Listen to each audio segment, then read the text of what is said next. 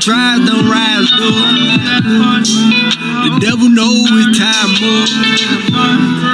Messiah coming, I'm fired up. Rumors of war, we at the door. In the tribulation, please endure. In your patience, possess your soul. Earthquakes and pestilence coming more. Come up out of my people. These folk done did so much evil. These plagues is coming, they won't leave you. Famine, nuclear missiles gon' kill that eagle. We got angels, they got demons. For the most I protect you and keep you. The love of many gon' ask call. And this tribulation gon' let you know. Your truth, they truth, my truth. It's life, it's death, the truth. No vaccine gon' mean some sacrifice. Would you lose it all to live afterlife? These plagues are coming to the earth.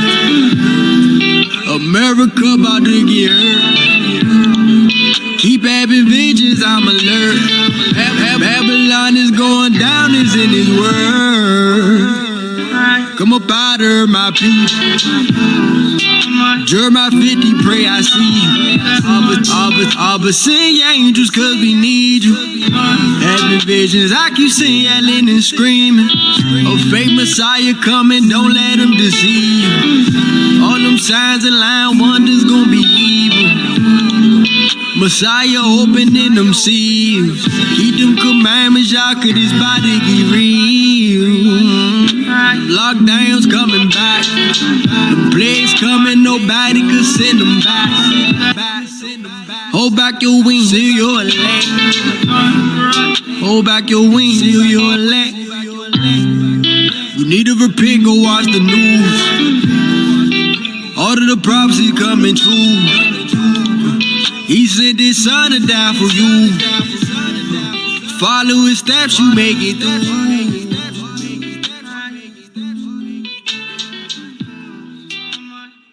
You've heard on July 7th, F3 is on the way, but I don't think you really understand how it's about to go down. So let me break it down for you. This is a public service announcement. Performing live, we have Sarah. Stepping for the Lord, so don't play with me. Most people don't like me, but they swear they gonna pray for me. Also performing No Name Servant and Big Homie Yerb. Ride with, ride through my city with the sword on me, ride with, on the highway, byway. Of course we can't forget Zoog and Jamel the Trunk Rattler. Purchase your early bird tickets before May 30th at 3mgmusic.com. You can purchase your entry tickets, VIP tents, family packages, and vendor tables. You can also sign up to be an F3 volunteer. The event will be at Post Road Park on the west side. Meet us at the goal line for the second annual Fringed Up Family Fest, presented by 3MG Music.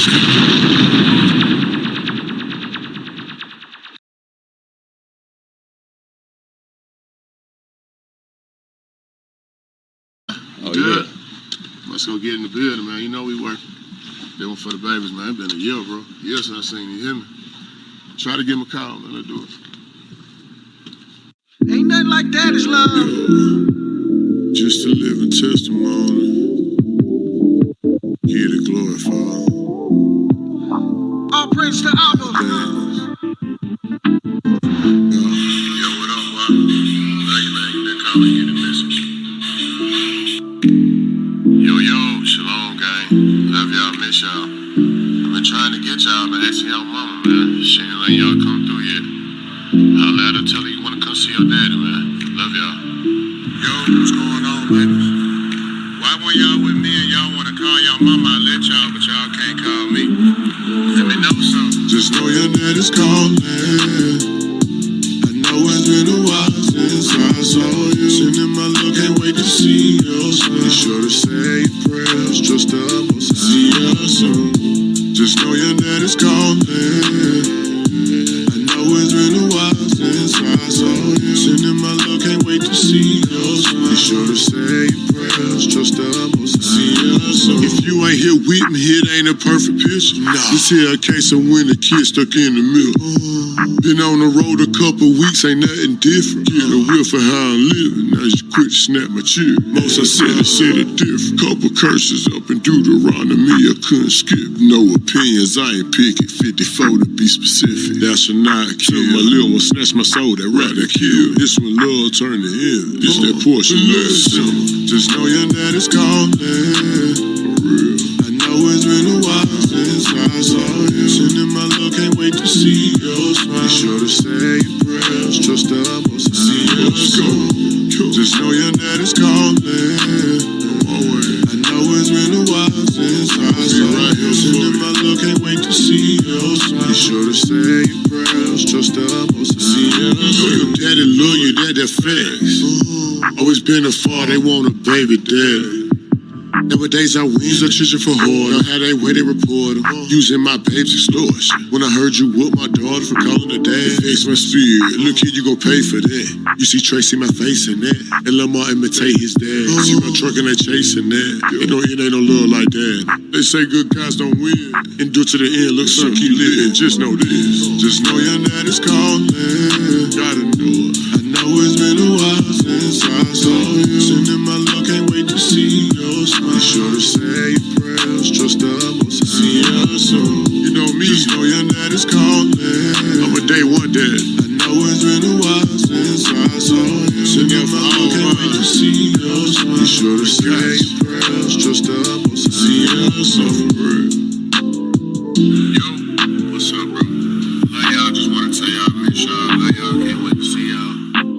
The dirty game they playing. Yo, love y'all, hit me up, man, get the message. Yo, what is happening? What is happening? What is happening? We would like to welcome you to the Truth Be Told Flex podcast. I am Shia Yeshub Judah. What's happening? I am on mute. Oh, okay. My wife said your mic is on mute. Man, I don't know why that might be doing that. Thank you. That's the mic be doing it. I like that. Yeah. The mic be doing it. Blame it on the mic. Right. That part. Right on. Look here. We got a jam-packed one tonight for sure. But first, before we get it started, I want to say what's up to Yo Ben Yahoo. As y'all already know, best co-host in the land. I'd like to say what's going on to Benashel Lahaya as well, the project manager to be keeping this thing rolling the way that it should be. We got a lot going on. We got people we need to get in, do what it is that they do, get them out so we can get the show going. So as they said in church, we will not wear out the patience of the saints. That's right. We won't wear y'all out. We're going to wear y'all out. Miss Mono was in the house. Yeah. One half of the house of Mono. Shalom. How you doing, sister? I'm great. How are y'all? You're good, sis. Doing good. Thank y'all for having me. Thank you for being here. So yeah, thank you. Yeah. You're doing great things over there with Why Boaz Don't Want Your Ass. And so, we had to get you over here to to talk to our people for those that may not know about that particular show that's going on over there. I know you do it for the women, but when I'm in there, I'll be seeing it's a lot of us men folk be up in that junk too, man. Yes, Because a you lot. We should. yeah, exactly. Yeah. So, but yeah, we would like to welcome you over here to the Truth Be Told. We would like to welcome you. So thank you for being here. Thank y'all so much for having me. Long time listener, first time visitor. Thank you. Come on now. Am I showing my age? I know. I'm sorry. It's all good, sis. It's all Yeah, good. it is. Yeah, it is. Yeah, it is. So tell us what's going on. Is there anything that we need to know before we get to promoting on the Why Boaz Don't Want Your Ass? You got any announcements that you need to give us, that anything we need to look forward to that's concerning the F3 that's coming up, 3MG? Yes, there's always something going on with F3. So as far as let me do the other stuff and then we'll talk about F3 because I know that's what everybody's here for. But just in case y'all did not know, I do have like a feature page or sometimes 2 pages in the Light Hebrew magazine. Sometimes it's digital, sometimes you guys can get the physical copies, but you can always see it at the Light Hebrew magazine, tlhmagazine.net. Want to make sure I got that right. So yeah, you can go there, check out my articles. Every now and then I will post some writings on social media and stuff, but the Light Hebrew magazine is definitely the place where you can see my Why Boaz Don't Want Your Ass platform, but in writing. Shakaboom, shalom, sis, how you doing? For those of you who are not familiar with Why Boaz Don't Want Your Ass, it's like y'all said, it's for the sisters. It's meant for the sisters. It's not my place to try to teach a man anything. But it's just been such a blessing that the brothers are really like getting something from it. And listen, when I tell y'all, I don't come in here with no notes. Like I just kind of know what I'm going to talk about, and it'd be me and the Most High after that. Like, all right, listen, if you don't say something, ain't nothing gonna get said. So, I mean, I just want to edify my sisters. Like I want to help my sisters. It hurts my heart to see the condition that we're in spiritually, emotionally, some of us physically. So, I just want to be that voice. I try to be as relatable as possible. I try to be as honest as possible, sometimes to my possible embarrassment. But, it's just to win some for the cause of Christ. So, that's what Boaz Don't Want Your Ass is. I hope y'all tune in. It's every Thursday night at 8:00 on YouTube at Monologue Magad, MONOLOG MAGAD. And I also air live on the Saya TV. Just in case you haven't downloaded that yet, go ahead and download that. Lots of righteous content on there too. As far as F3 announcements, there are plenty of those. I got to get in my phone because I got to make sure I get this. Delta sent me a very precise list, so I want to make sure I get this right. Why am I not surprised? So as far as F3, the beat battle, we're still looking for producers to participate in the beat battle. I believe you can send all of your emails to info@3mgmusic.com if you're interested in being a producer in the beat battle. There are still meet and greet tickets left for the Saturday before F3. So that's going to be July the 6th. The meet and greet is taking place on Saturday night. We have like a whole club lounge type situation to ourselves. We bought the place out, so it will be a good time. We have our Israelite comedian coming. I'm sure he is just going to have you guys cracking up. So if you have not got your tickets already, 3mgmusic.com, you can get your tickets for the meet and greet. You can get information about the beat battle. The early bird special, y'all, it is May 22nd. Please look at your calendars. It is May 22nd. Okay. June the 1st. Okay. That's what, 8 days from now? It's 30 days, 31 days in May. Yep. Okay. And I know your rent is going to be due. I know this. So I'm telling you this now so you can tuck them little coins to the side now before the first hit. Okay.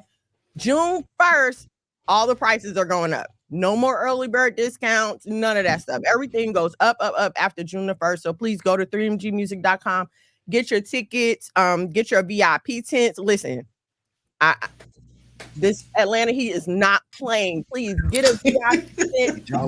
People don't understand.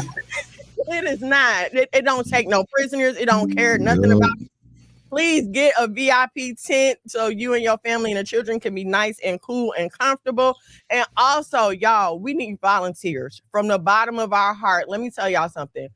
If you was at F3 last year, then you probably saw me and my husband, Sister Delta, and a couple other people running around like monkeys.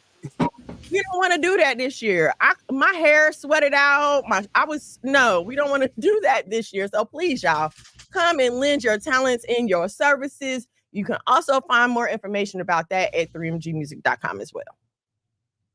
Sounds good. Sound like a plan. Yeah, it's gonna be.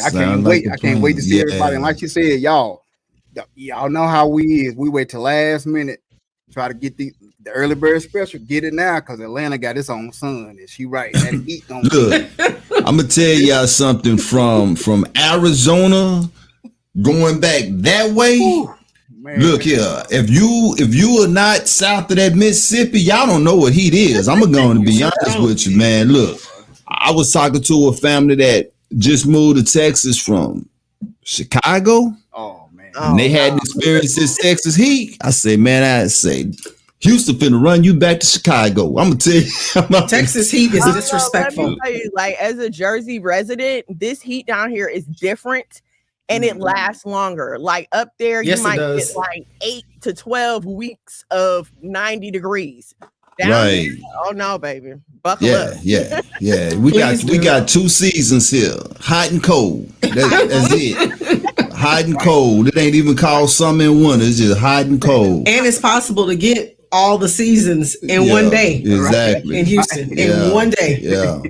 Exactly. So the F3, y'all heard the lady, man, come June 1, I believe she said all the prices are going to go up. Yeah, so go ahead and do what it is that you need to do to get on that early bird. We talked about that last week. Look, the early bird to me is really free when you look at the prices on what those tickets are, and when you look at what you're going to be gaining at the F3. I mean, look, I can promise you this. Would nobody else sell no tickets at that price for all of the events that's going to be going on, man? Nah. So go ahead and do what it is that you need to do to make sure that you get up in there. And as far as why Boaz don't want your ass, look, the show was lit for real. I'm not one. Look, I got a short attention span. I'm not gonna lie to you. This is why I praise my Truth Be Told Flex podcast family the way that I do, because y'all stick with us the whole show. Look, man, I'm telling you, you have got to keep my attention for me to stay there. And why Boaz don't want your ass, I'm gonna tell you one of the things that I think make it so good is that you can tell that Miss Mono talk from experience. She's not getting on there just bumping her gums. She's not just on there talking about stuff that she don't know about. She talked from experience. She talked from a person who have been through some things, have overcame some things. And what me and my wife tell our kids all the time, experience is the best teacher, but you don't have to experience everything. So yeah, if y'all have not caught why Boaz don't want your ass, look here. Go to Messiah TV, catch up, because I know it's running in syndication over there. Catch up. And on our YouTube as well. Yes. Right.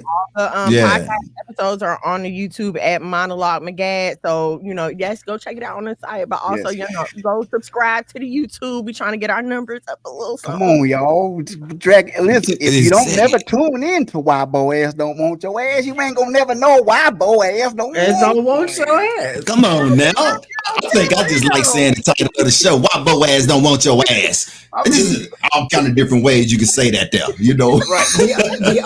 The only advice I have for women coming to listen to the show for the first time, wear some steel-toed shoes, because your feet gonna get stepped on from time to time. You don't hear the truth. It's necessary, but make sure you come in. Don't put your feelings.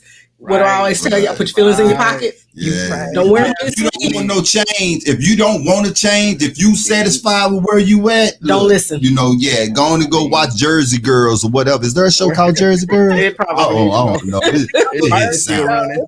yeah, I don't know. But look here, and it's one more thing too. That Jersey accent of yours is so thick. I was telling my wife, I said, man, she sound like Wendy Williams. And so my day. You don't even know. Love me some Wendy.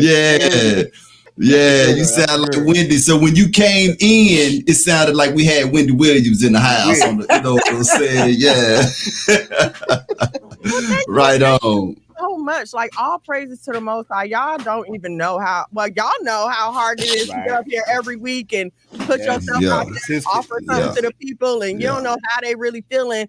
You know, it's different when you live and they can and amen you to your music. But you know, on the screen it's different. So thank y'all so much. I really appreciate y'all. And please understand it is a double-edged sword. Okay. Yes. So when I'm cutting y'all, sometimes I'm cutting myself. I'm like, really? We're gonna talk about this right now? Like you can come in my prayer closet about this, but hey, it goes on. Right. Yo, so we do appreciate you, Miss Mono, stopping by. Sometime in the future, we'll probably get you back up in here and tell Monologue, tell him we have not forgotten about him. Or tell him this partly his address as well, man. He done been to the show twice. Yeah, exactly. So and we're gonna have to bring her on for Hot Topics, get her perspective on some of this. Oh yeah, that's for sure. That is my wheelhouse. I would love to. Okay, then. But say you take it easy. Y'all keep printing them shirts over there. Can't wait to see you. Yeah, can't wait to see you guys come July. And we thank you so much. We got a next guest we're gonna bring in. Miss Mono. Y'all show love for Miss Mono. Y'all go watch why Boaz don't want your ass. Every Thursday, 8 o'clock. Every Thursday. All right. Shalom. Yeah. So we got another guest we've been to bring in right now. There he is. Man, before we even start, I'm gonna have to ask you about that beard. Come on. Do it grow like that, man? Say, look.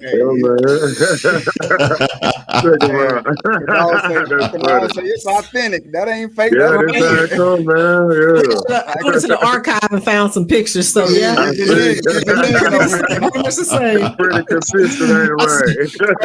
When I first seen it, I said that brother put some just for men over there on that other side over there, man. I've been asked that a couple times, but no, it worked like that. They say they call it a already on my own. We'll say, brother, we want to thank you so much for coming to the show, man. You know, we doing a big promotion for the F3 family friends event that's going to be there in Atlanta. We understand that you are one of the artists that's going to grace the stage. So, man, talk to the people. Let us know what to expect from Kanal 104. And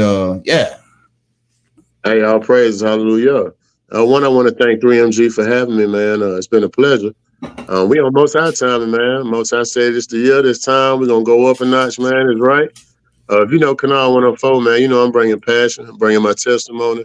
But we're going to bring a party, man. Come July 7th, man, in Atlanta, we bringing a party. So y'all be ready, man. Y'all be ready to sweat a little bit. I heard y'all talking about the weather. And definitely be ready, man. You know, when you come with me, man, when I come out, I like to bring a little theatrics. If you've been watching me, I got, I'm going to bring some fireworks and bring, a lot of smoke. We're going to bring all the smoke. Okay, bring your swimsuit, man. That's all I'm going to tell y'all. We're going to get a little wet out there. It's going to be a little wild. So if you want to be up close where I'm at, man, bring your swimming trunks or bring something that you can get dry fast then, because it's going up. That's what's up. That's what's up. So y'all heard we're going to have a show. What'd he say? He said it's going to be a party. It's gonna be for sure. We going up. Yeah, it's gonna be a party. That's what's up, man. I know. I'm gonna tell you this now, man. I'm a fan of your music. And when I say that, and one of the things that make me enjoy it the most is I love artists where I can feel the ruach coming through their music. You could definitely tell, you know what I'm saying, a lot of the artists that make music for just to be making music, and you could tell artists that's making music because they're trying to wake up Jacob. And I appreciate what it is that you do for the nation, Kanal. I really do, man. Oh, praise, brother. Hallelujah. Yes, Praise. yeah. Yo, you got anything, yo? Man, I wanted to ask you a question to expound off what Future just said. Big fan of your music. Well, how do you are busy. You're one of the hardest working brothers. Mono said it a while back, like our Kanal out here killing it. You doing videos, traveling, you have a big market. How is it? Tell me, how is it trying to juggle, being a father and artist, serving the Most High, being in the trenches, the trench brews? How do you juggle that, man? How was a normal day to Kanal look like to the people? Oh man, well we sun up to sundown over here, and I had an EP called in my sleep because that's when we get most of our recording done. While most folks sleep, we working. You feel me? Wow. So, man, it's really a lifestyle. We round the clock, and I appreciate it because it keep me busy, keep me out the way. I'd rather be doing something that's profitable than getting caught up in the vanity. So, man, we just stay busy, man. We try to keep it positive. Wherever Most High send me, I'm going. Unless he sit me down or he don't provide the way, I'm gonna be there. So I'm trying to leave it all here, man. We went hard in the world. I'm definitely gonna go hard for the truth. That's what. I got one question before we let you get up out of here. You're definitely gonna have to come back to the show. Oh yeah. We can learn more about Kanal 104. Well, I just got here, but yeah, I'll come back, man. We'll take our time. Yes, sir. Yes, sir. How long you been in this truth, Doc? About 7-8 years now. 7-8 years. 7-8 years. Jacob is waking up for real, and there's a reason for that, man. I'm going through right now with an older cat that I know, and he's really, really close to me. That's still in that Christian church, and he is not understanding whatsoever. And it's hard, man. It's hard for us as Israel when we seeing our people that we love still caught up in that web of Christianity, and they look at us and tell us that it's something wrong with us, And so when I see cats around our age, because we right around that age, not that I know how old you are, but I feel like you somewhere close to me. We right around that age. We was on that bubble where we was just going to be stuck in our ways. You know what I'm saying? But the Most High saw fit to be able to show us, and we was able to answer the call. So yeah, Kanal, man, I appreciate you, dude. I appreciate you. To the utmost, man. We're going to get you back on the Truth Be Told Flex podcast where you can sit down, talk your talk. Ayob got the R&B hook side over there as well. You already got the podcast email. So when you drop new material, please share it with us. Yeah, please share it with us, and we will definitely run it. Yeah, we will definitely run it, man. You got my info too. Lock me in. If you haven't, I got you locked in. And we thank you for being here, brother. We do. Yeah, I'll praise to the Most High. Thank y'all for having me. Yes, sir. Yes, Can't wait to see you. Y'all willing. Friends, let's go get it. Let's go up. Y'all let's do it. You heard him. He said, make sure you can dry off quick. That's what he said. Yeah, don't be wearing clothes you don't want to get wet. And Sunday best. And black people do not be dressing them babies in clothes you don't want to get dirty. Man, that be burning me up. Right. Yes, sir. Hallelujah. Yeah, I'll bring you straw hats, man. That's another advice from the South. Bring your straw hats. Exactly. Yeah, Kanal be rocking the hats, bro. He be rocking the hats, man. All right, then. Shalom, my king. We'll talk to you later, man. Much love to y'all, for sure. Much love. Yes, sir. It was great. It was great. It was great. I'll be rocking the straw hats and the derbies and the hats. Right. Man, I'll be rocking them, John. Yeah. Gotta get him back. Gotta get him back on the show. Yes, sir. Yes, sir.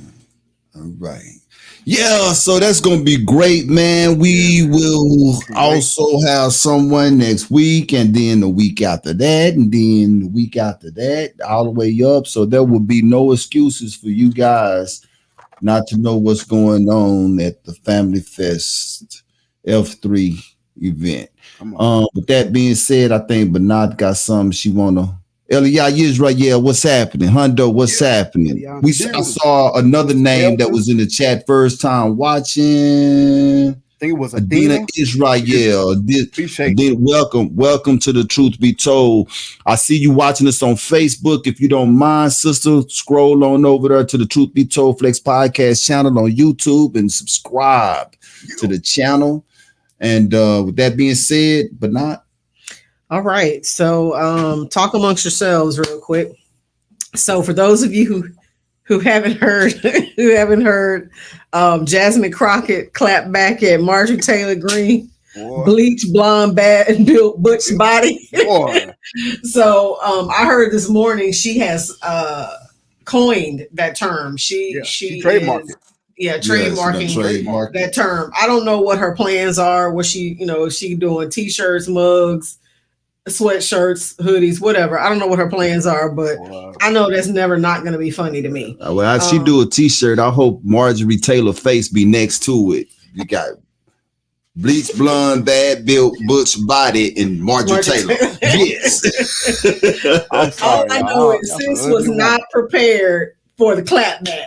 She wasn't. Nobody in that room was prepared for that clapback. They wasn't ready. No, they weren't. They was not ready. Marjorie messed around and found out that day. She did. She's still finding out. She's still finding out, right? She's trying to act like her feelings not hurt, but because now she's trying to explain why she's built the way that she's built. But what? Yeah, funny. So you just Just a Neanderthal. Well, that was the other thing. Somebody put up a picture of her and a picture of a Neanderthal woman side by side. Yeah, it looked. You couldn't tell the difference. You couldn't tell the difference. I'm sorry. Get mad. Which was which? You couldn't tell the difference. She could have did a Geico commercial. I'm telling you, y'all just have to be mad. You're gonna feelings gonna be hurt. It is what it is. Oh man! All right, so I don't know if you guys have heard this, but North Carolina has decided that they're going to bring back their mask ban. The whole reason they did it was because there was a lot of people wearing masks. Some of them saying for medical reasons, but you had people going into stores wearing masks and robbing stores or whatever. But they've put in a law to ban masks except for, the Ku Klux Klan. See, never mind. Okay. I'm sorry. Never mind. Yeah, I'm just saying. So, and that's in North Carolina. Except for the Ku Klux Klan. Except everybody is banned from wearing masks except for the Ku Klux Klan. I don't know how that works. Y'all hear that? I don't understand how a hate group is protected. Go. They hate us. Exactly. That's the only reason. Exactly. You know that was rhetorical when I said it. You know what I'm saying? I had to answer it. Right. That's well, let me zip it up. Yeah. The key. In the words of our good friend Michael, they don't care about us. Yeah, exactly. Yeah. All right. So moving on. Hey, wow for that. Yeah, big wow. Big wow. All right. So like it's normal. Next in the news. So Iranian President Ibrahim Raisi passed away. Was it earlier this week? In a helicopter. Helicopter crash was on Monday. He died in a helicopter crash. He was the potential successor to the country's leader. The foreign minister Hossein Amir Dalihan. Yeah, you're doing good. Okay. Foreign Minister Hossein Amir, I can't say the rest of that name, and other government officials were also aboard that helicopter. The helicopter group was traveling, crashed in foggy conditions in a mountainous area in the northwest of the country near the border of Azerbaijan. During his tenure as president, Raisi also strengthened Iran's ties with China and Russia and openly blasted the U.S. government after it killed Iranian Maj General Qasem Soleimani in an airstrike in 2020. Because Raisi was known for his part in 1988 extrajudicial killings, reactions to his death have been mixed, with some celebrating the end of the late president's rule, while others praise his legacy. An Iran expert at Carnegie Endowment for International Peace said on X, formerly known as Twitter, Iran's conspiratorial political culture, few will believe Razi's death was accidental. My question to you guys, what really happened to President Ibrahim Raisi? What say you?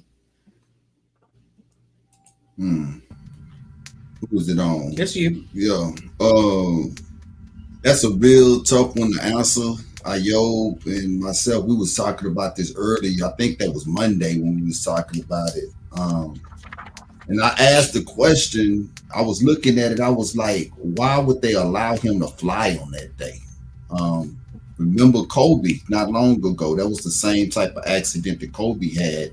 His helicopter went down because of the fog. And so this is the president, and he was flying with an entourage, and that fog was soup on that particular day. It was so foggy that when they were showing it on the news, you could barely see the people.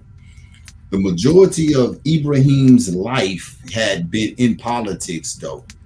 So I'm sure that there was no shortage of enemies that were standing at his door. Ibrahim Razi, he backed Hamas for Israel. So Israel is also an enemy, and we know that America and Iran has bad blood between those two nations. And then we know how Bible prophecy as well talk about Iran when it comes to America as well. And so this is a nation that we as believers, we should be looking at and following the things that happened. So what happened to him, I really can't say, but let's talk about what may not have happened to him. And I don't want to say that President Ibrahim Razi is not dead, but I do want to raise the question. Then this was what Ayob and myself talked about. What if he is not dead? What if they just wanted to remove him out of the way in the most noisiest way possible to create a storyline? Because in reality, even if he did die, nothing should change. Studying this, sir, I came across some information that I did not know, which is the president in Iran really has absolutely no power whatsoever.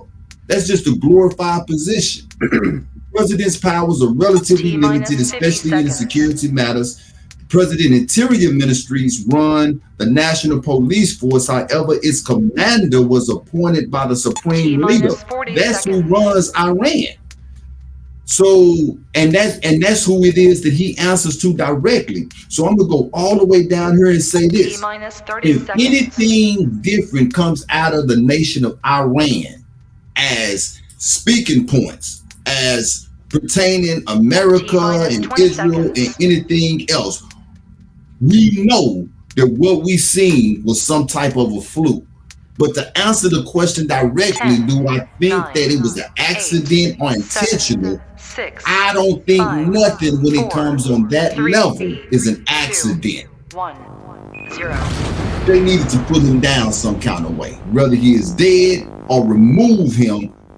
Ibrahim Razi had to be disposed of so that they could bring something new in. So I'm telling the truth be told, Flex Podcast family, pay attention to what the news is saying. Remember, we always say they speak the truth, but you got to listen. Absolutely well put, Ahch. Yeah, I agree. We spoke about this briefly the other day, and it just goes to show you hit a good point, and you said pay attention, because we always say it, they always make a mistake. They are telling themselves without trying to. Now, you said something else which is super profound, that we must pay attention and be true watchmen and watch women in this hour, right? Iran's stance on the West has always, for the last 100 years, since 612 BC, they've always said, I can't really say unalive to America, or the D word. Always. They've always been their stance. The West tendencies, the West ideology, West religion, they've always double, triple down. We don't want your policy. How dare you come in and try to put your policy? We don't want your foreign policy. Now, as you said, as you both said, it was super cloudy Same clouds, even worse than when Kobe's helicopter went down. So you have to ask yourself, as you did, why would they do that? Again, why would America take down an enemy by assassination or anything like that? Because what was the first, if he would have got shot or poisoned it, who would have been the first person or the first people they blame? America. Right. Exactly. So now, or Israel, either one of the two, and they both are pretty much almost one and the same. So again, the question, y'all, you got to pay attention, because now who's behind the President Rossi? Who was under him? Was there a political figure that we didn't know about that they've been training for the last 10, 15 years? Because if they were 5 and 6 years old, born in Iran, but raised by American parents that work for the FBI, CIA, any other MI6 in London, T-minus 40 seconds. any of that stuff. Right. What kind of ideologies would they have if they're 20 now, 15 years later? You know what type of machine they would be? The Manchurian candidate. 30 seconds. So again, is it a setup? We don't really know, but it's crazy that he is supposedly so-called no longer with us, and it was an accident. Because if it was some kind of assassination of any sort, car crash, poison, whatever, 10, they would, like Shir said, 8, America and 7, Israel would be blamed. 6, so the way to 5, escape 4, up under it 3 is to 2, make it look like a 1, helicopter crash. 0. So again, watchmen, watch women, pay attention if they stance change politically, right, or socially. Pay attention if they start accepting West ideology. You know the fix is in. Exactly. And if I'm not mistaken, I think I heard that there was a 3 helicopter convoy that was traveling in those foggy conditions. Yeah. That was the only one that went down. Right. If I'm not mistaken. Right. Yeah. So, very interesting. Crazy. Yeah. All right. So next up, and here we go. So China's Xi Jinping and Russia's Vladimir Putin on last Thursday, pledged a new era of partnership between the two most powerful rivals in the United States. China and Russia declared a no limits partnership in February of 2022 when Putin visited Beijing just days before he sent tens of thousands of troops into Ukraine. Proclaimed opposition to the U.S. on a host of security issues and shared view on everything from Taiwan and Ukraine to North Korea, and cooperation on new peaceful nuclear technologies and finance. Xi has told Putin the two have the chance to drive changes the world has not seen in a century, which many analysts see as an attempt to challenge the U.S.-led global order. What do you guys think this alliance really means for the U.S.? And Ayob, this one is on you. It simply means U.S., your time is up. T-minus you are on the 3 Michael minutes. Jackson tour. This is it, baby. I like that. That's what it means. This is it. No more rule, no more stands in mi casa. But let me get to mine. So it simply means your time is up, to answer your question, but not. What does this mean for the U.S.? Yes, Ms. Mono, pack it up, wrap it up. This is it. You hear what Xi Jinping said to Putin? We could do something that hasn't been done in 100 years. I just told you about what Iran, what this means for Iran. We just talked about that. If they start all of a sudden adopting Western ideology and accepting it, then you would know they got to grow an alliance to stop. Look, Putin and Xi Jinping, just them two countries alone. She just politically, financially, socially. Why do you think the U.S. is trying to make them, force them to sell TikTok? Because all on TikTok, white, T-minus 2 brown, minutes. black, alike, this truth is coming out. It is. This truth is coming out. And since Putin did that a couple months ago, they were all talking about the word of speech. You can't do it. Ain't nobody turn the volume down and just look at what he was showing. Just look at it. And what this alliance does is, he just stated in that article, he was talking about bringing the Iranian, strengthening Russia and China and Iran. So again, what Xi Jinping and Putin is saying is, U.S. West, your time is up. Wrap it up, pack it up. They've been meeting on the red carpet. Look, folks, they don't meet on the red carpet. They don't bring that red carpet out just for nothing. They meet in buildings, they take their pictures, but when that red carpet is rolled out and they taking picture opportunities on the red carpet, shaking hands, turning around, looking in the camera, again, America, Xi Jinping, and Putin is saying your time is up. 50 seconds. It is a new era. It's a new era. That's what they're saying. This ain't my words. This is what Xi Jinping and Putin is saying. They didn't invade Ukraine for nothing, y'all. There's no reason that Hamas and Israel is fighting. All of this is escalating to put U.S. in the corner for them to be begging for mercy. And who is going to be the world leaders to do it? Xi Jinping and Vladimir Putin. So again, have 20 to seconds. keep your eyes on this. They just had a trip again, red carpet. They just had a trip, shaking hands. He is sending a message to the world that about his priorities and his strength and his personal ties with Xi Jinping. See, they have a personal relationship. It's more than political. It's more than financial. It's more than just running a country. They actually are friends. Right. So just like how friends, we used to get together real quick. We used to get together and topple the bully. This is it. Right. This is it. Yeah. I digress. Facts. Yep. I agree with you totally. I do. When I saw that question, man, I couldn't help but to think spiritually though. And she asked, what does it really mean for the US? For America, not so good. But for Israel, for us, this is righteous talk. This is what we need to understand. This is righteous talk. So this is a two-part answer for me. I'm gonna try to get to it. 2 Ezra chapter 16, 36 through 39. It says, behold, the word of the Most High, receive it. Believe not the gods whom Ahch spake. Behold, the plagues draw nigh and are not slack. And when a woman with child in a 9th month bring forth a son, with 2 or 3 hours of her birth rate pains compass her womb, which pains when the child cometh forth? They slack not a moment. Even so shall the plagues be slack to come upon the earth. And the world shall mourn, and sorrow shall come upon it on every side. This type of talk to me is the same as all these destructive tornadoes that we've been seeing hitting America right now.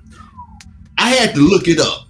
The United States on the average have over 1,000 tornadoes a year. China, Russia, Ukraine, and all, they average 7 a year, followed by the United Arab Nations that only have 6 a year, which tells me that tornadoes in America is a plague, people. Just go watch the news, okay?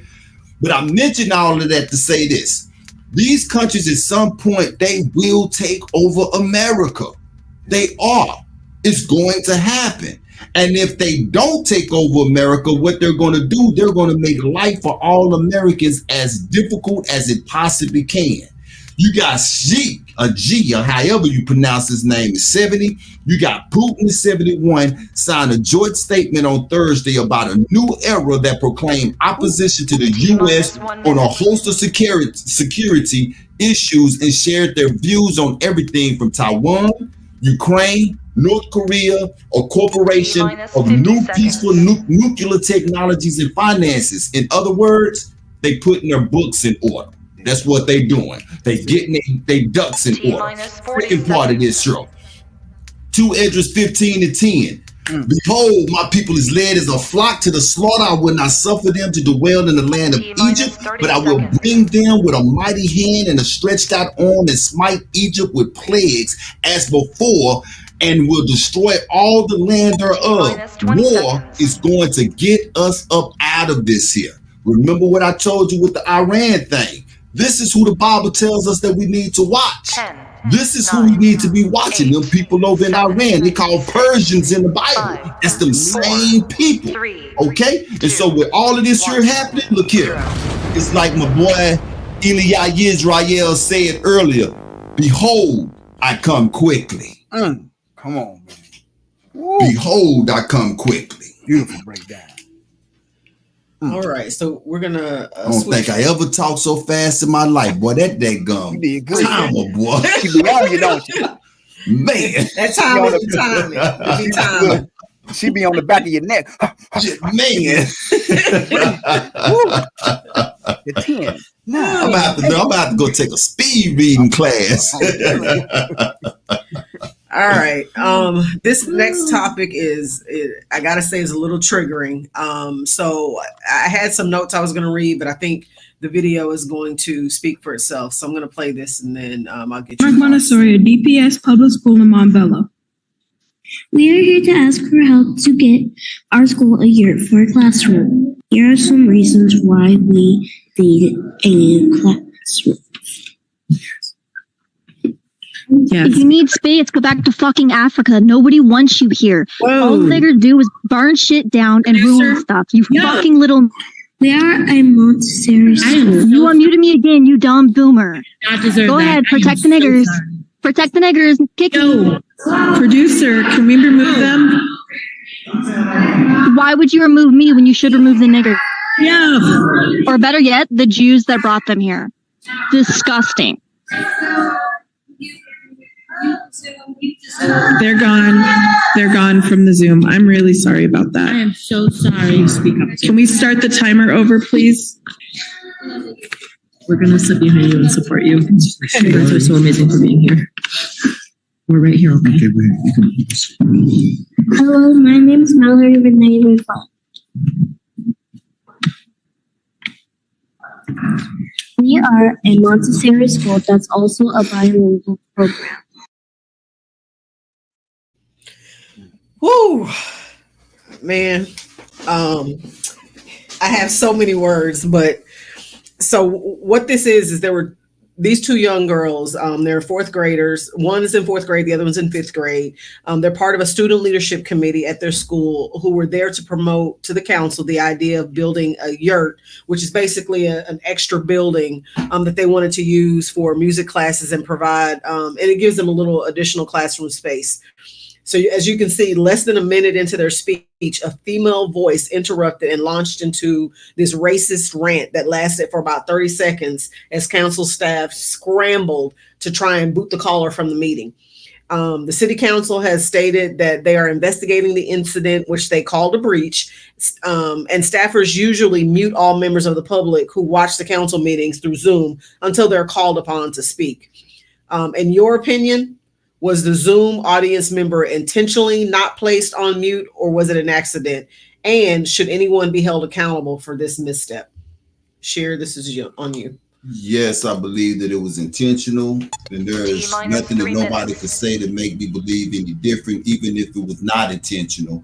They should have had better, they should have double checked it, triple checked it to make sure that that couldn't happen. And yes, somebody should be held accountable for it. But I have a question for you guys.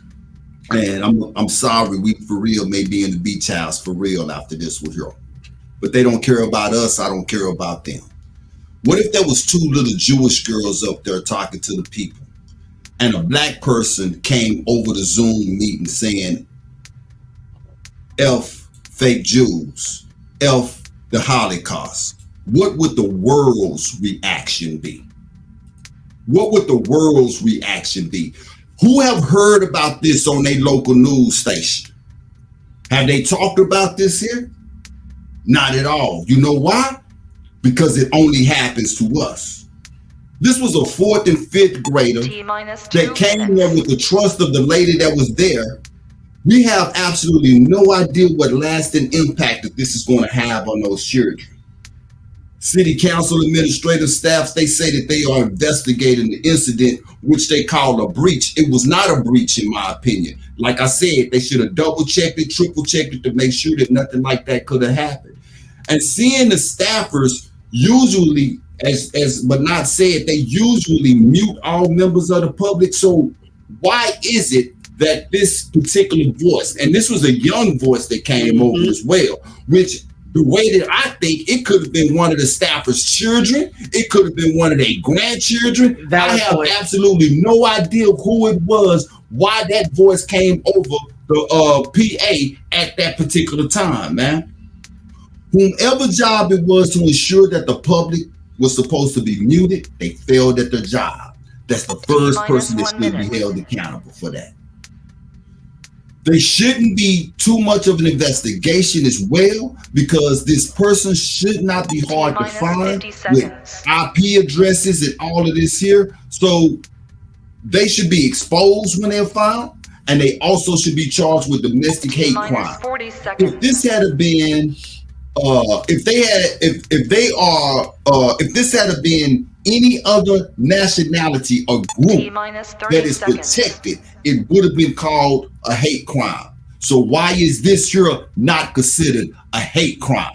Nothing that nobody does to us, and we got a story that's coming up a little bit later.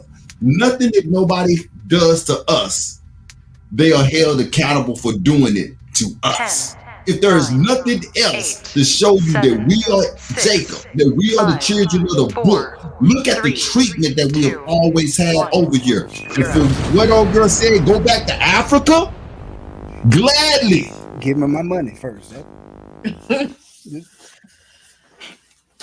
Very well put out. Go back to Africa. Okay. Well, to answer your question, and I agree with Big Ahch, yeah, it was intentional. 3 minutes. I truly believe that the outburst person, she was the admin. She had that's how they couldn't mute her, because she was the one holding the possibility for all. But I want to go a different way. I'm gonna say this. Ain't it funny how this is always in a school setting, or y'all always see the videos at a swimming pool where they're trying to call the cops on little boys and little so-called black boys and girls, or elderly people. Why ain't this ever done with some bros like me around? Right. I tell you what, come, instead of saying it on a Zoom call, easy, come down to the school and say that in person. See, it's easy to sit on the internet, be an internet thug. That's easy.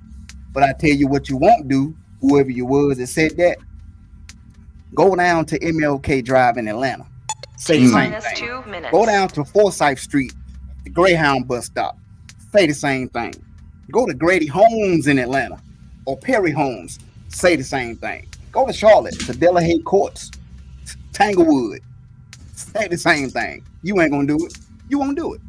Go to New York. Go to the Bronx. Say it. You ain't gonna do it. That's why it's always funny. Oh, I'm a grown woman. Let me attack some little girls. Yeah, cute. Y'all all bad, blonde, built, butch, whatever body. All of you. Yeah, go to Bonton in Dallas. You won't do it. You ain't gonna do it. That's why I say, look, Miss Mono say, would never, could never. They won't do it. Again, y'all, the Most High, the Malak, the Watchers, they're visiting this earth, and they are pouring the vows and sealing. The seals are being sealed. The vows are being poured out. 1 minute. And the Most High Spirit, His Ruach, is being poured out on the earth. And like we say all the time, what's been inside is just coming out. They can't hide it no more. They don't want to hide it. But they'll do it in secret, though. That's crazy. Y'all got all this power, but to sit in a school board meeting to bring the names back. Oh, stick your chest out. Do it with your chest. Have a conference. Do it publicly. Do it on national TV. But you won't do it, though. It's funny. How y'all do that? T-minus 30 seconds. Y'all the serpent. You the seed of the serpent. You got to subtly do it. But you got all this power to parade and walk around. That's why I know the Most High won't let y'all say that in front of me. Because I'll be Dirty Harry on all y'all. Man. If you ever say that to me. Man. So please, keep doing it online and behind the 10, scenes. 9, But 8, I feel for those 7, little girls. They were hurt. 6, but it couldn't have been me, because I would have 4, pulled the mic and said, come and say that to my face. 2, Man. Come and say it to my face. For real. I'm for real. But they won't do it, though. They won't do it. They got the right kids that day. I will say that that black lady that was standing up there with her, she should have grabbed that computer and slammed it on the floor and been like, I thought the devil was in it. Just bam! I thought the devil was in there. Look, the people in the back would be like, show Liz, the devil is in it, show Liz. But yeah, West Boulevard in Charlotte, Tuckasegee, MLK, and Forsyth in Atlanta. Yeah. Look good, man. They ain't coming. They ain't coming. Look good, man. That's the thing. Yeah. Yes, indeed. Yeah. She was put up to that though, man. There was no way. There was no way that she just came through at that particular time. Absolutely. And said what it, and the way she said it, it seemed like it was a speech. Like this is what was given was coached, to her. Just like somebody said, this is what was given to her. Yeah. And that's why they intentionally said, "Oh, for this meeting, you're the admin." That's why nobody knew her. Right. Yep. Right. All right. We're about to take after that one, we definitely need a music break. So we're going to take a music break. We're going to hit this. First song is with it, Ahch Kanal featuring Hezekiah. Let's get it.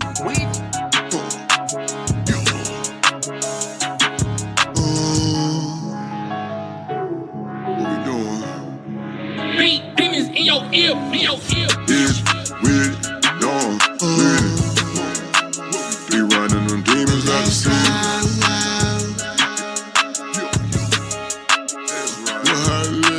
They know when we pulling the scriptures up. We got the prescription they need. That much skill, what we doing? They think we talking, we ain't playing with it. We really lock up the seat. We're willing to die for the. Don't think I ride for these. We know how the enemy do it. They plot and twist. Post up in your neighborhood with Glocks and sticks. Any funny move trying to lock the clip, but they can't do it. Ain't no stopping it. It was said, it was rigged. It is done deal. Done flipped it out, hit it with isotone. My testimony, I ain't hyping y'all. To relate if you ain't live that life at all. I was ain't stealing bikes and all, getting in fights at all. Couldn't come around our way at night at all. It was innocent till they popped it all. When shots go off, it's hard to stop this hill when bodies fall. Everyone lost. They wanna be in the position I'm in. That price it call. When the heist is tall, keep your balance. No falling off. I said multiply your talent. So I go all. At the same 2K that came I'm in. But I still ball my overall upper echelon. Spiritual walk, more than one way to fisherman. Trap on these beats, dock on the block. Make me a fisherman. Sis, cause your sins, why stink won't go fishing again. And I'ma keep my home girded, I'ma fence it in. And I don't let no man asunder, I won't let them in. What you doing? Test a woman, then they fumble, then blame it on men. Always thought to make the right one. These days that headache, Corinthians 7:1. When you want my counsel, I say nay nay. When you lay, they go cray cray. Trying to lead by an example. Your hardest task gon' be your lady. Is with dawn. Hey, what we doing? Be running them demons out of sin. Just a living testimony. Well, how I let you. They know when we pulling the scriptures up. We got the prescription, they need healing. I got you. Demons in your ear. Pull up in them trenches where them killers be. Look him in his eyes, it's like a man, I know he feeling me. I am not your op, I'm your brother, not your enemy. If you don't change your ways, you gon' die, ain't no sympathy. I was just like you, I love the slide, that's why he sending me. Hop out with that shit, we used to hop out, make them niggas flee. The father changed my heart, this ain't no lie, that's what he did for me. Evil out towards your brother, trying to stop this killing spree. Who gon' teach him Christ? Who gon' teach him right? Who gon' tell him need to change their life? Was in the doubt, we found the light. Baby girl, you ain't no die, don't wanna hear, but this shit right. He think he boy, he think he might. They got them switches, they don't fight. The thief, he coming in at night. They on the corner trying to warn you. Got the switches, put it on. This that healing, not corona. This that righteous, not that wrong. This that come up out that cone. This that Babylon gone. This that blood up on my hands. I done washed them, I done this one's for the trenches and them niggas in the city. Abba, do your people, can you save them? This one for the trenches and them niggas in the city. Them your prophets, Abba, please raise them. Is with dawn, be running them demons out of sin.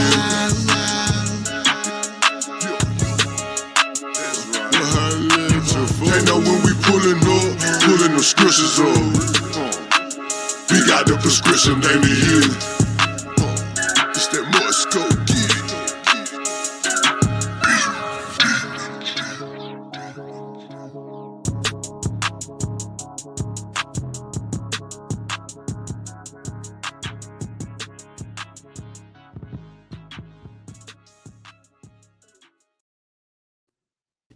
That's that riding music, man. Yeah, that's it. That face how you're making. You might scare somebody if you at the stoplight and right. Music like that better have righteous words in it, cause that beat, you know what I'm saying? Make you want to go do something. Make you want to go y'all do saying something. Our girls on the Zoom line at the middle school. Oh, okay, we with it. That part. Pull up with the trunk rattling. Right. That part. All right. Next up on the docket, guys. And it just keeps getting better. I don't know where she be finding. I also want to give thanks to Banat, because Banat has helped Ayob and myself out tremendously. Man, listen. She scrubbed the internet and whatever she do. I have absolutely no idea, but this sister be finding these stories and she be getting them together for the show. So you're doing a wonderful job. I want to thank you for that. And you know, I think I can speak for Ayob too. You did. You have lifted a little weight off my shoulder, because man, what little weight? Well, I try. I appreciate it. I appreciate it. Over here. What you talking? Man. All right. So Governor Greg Abbott. I take back everything nice I said about him. That, I know that's right. I'm glad you in a wheelchair.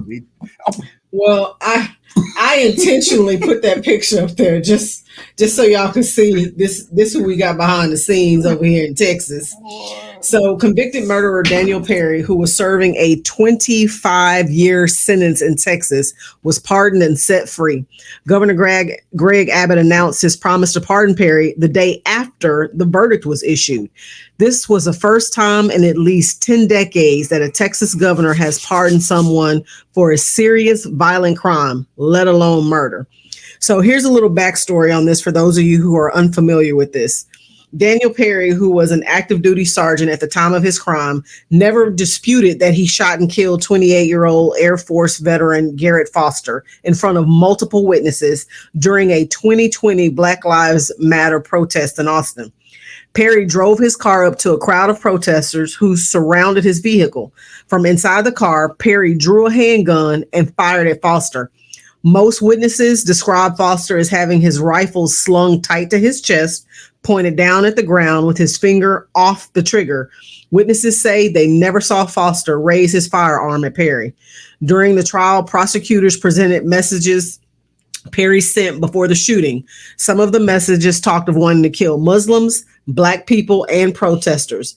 Other messages included, I might have to kill a few people on my way to work. They are rioting outside my apartment complex. It's official. I'm a racist because I do not agree with people acting like animals at the zoo. I might go to Dallas to shoot looters, and no protesters go near me or my car. So days before Governor Greg Abbott pardoned Daniel Perry for killing the protester, the Austin Police Department drafted a 2-page letter to state officials advocating that Perry be freed. Do you guys think he was pressured into issuing the pardon, or was this solely his choice? Ayob, this one is on you. I think it's a little bit of both, but now, and let me give you T-minus 3 minutes. Now, Abbott promised to free him when the conviction even happened. He was indicted, and when they indict you, meaning they got enough evidence and proof. Not just evidence, but they got evidence and proof that you did it. So normally on an indictment, prosecutors get like a 9 out of 10 turnover, meaning you get a conviction. Every now and then, over some technicality or something, the person might get off. But you see how they slipped that in there? First time in 10 decades, y'all. 10 decades, that's 100 years. That's 100 years. Because if they know they say 100 years in the article, then everybody is, oh, wow, unprecedented, which it still is. But if you say 10 decades, you're kind of like, oh, it's almost like I say here. You youngsters nowadays can't count. Right. Here in 36 months at a sentence hearing, you be like, oh, that ain't nothing until you get in there and do the math. Oh, that's 3 years. T-minus So with 2 that being minutes. said, he promised to do it, and the governor was under pressure to issue the pardon from a number of high-profile conservatives, including, guess who? Tucker Carlson. see these pundits on Fox News and these conservative right-wing podcasts, and there's a million of them, just like the left-wing podcasts and the Democrats. The same way they pressure these governors, because guess what they get? They go to these fundraisers, they put on these tuxedos, and they buy $10,000 dinner plates, right? And these governors, when they run, they got to have enough money to outspend somebody or their opponent on the campaign. It says, according to the Houston Chronicle, Thursday was the first time in at least 10 decades that the governor has pardoned someone for a serious violent crime, let alone murder. Adding to the highly charged political nature of this pardon, Abbott was scheduled to address the 2024 NRA, National Rifle Association Conference this weekend, along with former president and current candidate Donald Trump. So again, he said he was going to do it when this dude got convicted. And again, a snake can only shed its skin for so long, y'all. This is their MO. This is what they do, because they know at some point they want it easy to raise money for when they run for governor. Or he say, hey, look what I did back when I ran for governor, now that I'm running for president. You see what I'm saying? This is what they do. So I think it was planned, but I think he was pressured by the NRA, by conservatives, because again, the NRA will say, well, if they convict them, where are our rights? How can you say all that stuff on my way to work? I'm gonna unalive some people. If that would have been a brother, come on, we can't even say I'm gonna knock you out and be playing about it. And we get convicted. So yeah, I think it's a little bit of both. I think he was pressured and it was intentional. He had already had it planned out. Yeah, there it is on the screen there, his thoughts and the things that he said. And it's crazy because he fit all the descriptions of everything that they say about people who should not own guns. Right. He talked like one from the hate group. He talked like he got mental issues. Right. And he is a murderer. And the caveat in this is that I don't know if a lot of people know or not. The dude that he shot, Garrett Foster, Bernard didn't mention it, and maybe everybody know it, but it's strange to me. He was a white guy. Yep. He was a white guy. And that's what makes this even so much stranger to me, because this shows the hatred that they has towards Jacob, because they hate Jacob so much that they'll even sacrifice their own people for whatever agendas that they have, because all of this went down at what? A Black Lives Matter rally, right? Right. In a time when firearms are the hot topic, Second Amendment is under attack. Not only was Daniel Perry pardoned, but his firearms rights was restored as well. Listen to what that dude said, man. He admitted that he was a racist. He said that he might go to Dallas and kill somebody. These are the words that he said. If there needs to be a gun taken out of anybody's hands, it needs to be taken out of his hand. So the pardon that Abbott did, that actually puts Garrett Foster blood on his hand as well. But a little perspective here, Garrett Foster did nothing wrong. Nothing. He was in an open carry state where people of Texas, for real people, they carry their weapons openly all the time. We see it here all the time. Second Amendment gives them a right, gives us a right to assemble and carry, which means in a protest. And this guy, Garrett Foster, had his rifle pointed to the ground and not at nobody when he got shot, which means that Daniel Perry is a murderer.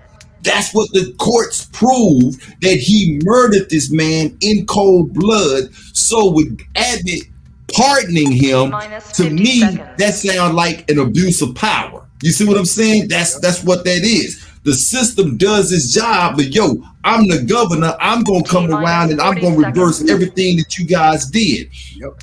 Now, this was the other thing though. There was two shooters. There was a second shooter on hand, and the Austin police released this. Both people who opened their fire during the incident that led to the death of a man at a Black Lives Matter protest in downtown Austin Saturday night, they were both released without questioning. One of them, Daniel, what's his name? Daniel Perry, but the other guy, they kept his name out of the records. We don't know who it is. I gotta say this. I know my time is running out. To me, all of this seemed like it was planned from the start. Daniel Perry was there on a mission. Look, we gonna get you up off of this here, but we need some kind of chaos to go on up in some areas over there. You know what I'm saying? Because for them to sacrifice a white guy like that, and then to get him off what? Because he was a corporal sergeant, that makes him a hero, and this is the reason why we're going to pardon him. Look, man, it was same as Kyle Rittenhouse.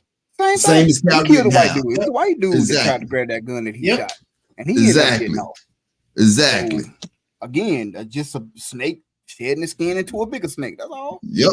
That's all it is. And he having a hard time right now. Yeah, he is. Yeah, he is. Yeah, he's having a really hard time right now. He thought life was going to be very different for him. Sweet. Yep. It is different. He thought he had a cakewalk. Yeah. He thought it was going to be sweet. He in quicksand right now. He's struggling, both juggling. Man, he is. All right. So this one was triggering for me. I don't know if it is for you guys, but this next one right here. Good grief, man. Well, look at it. Yeah.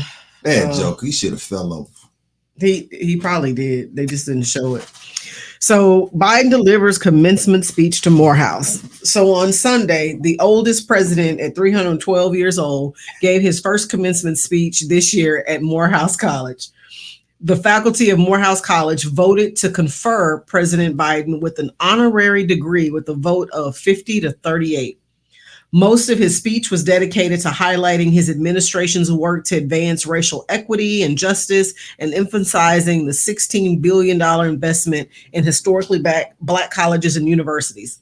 Quote, and in addition to the original $7 billion investment in HBCUs, I'm investing $16 billion more in our history because you're vital to our nation. Most HBCUs don't have the endowments. The jobs of the future require sophisticated laboratories, sophisticated opportunity on campus. We're opening doors so you can walk into a life of generational wealth to be providers and leaders for your families and communities. Today, record numbers of Black Americans have jobs, health insurance, and more wealth than ever. End quote.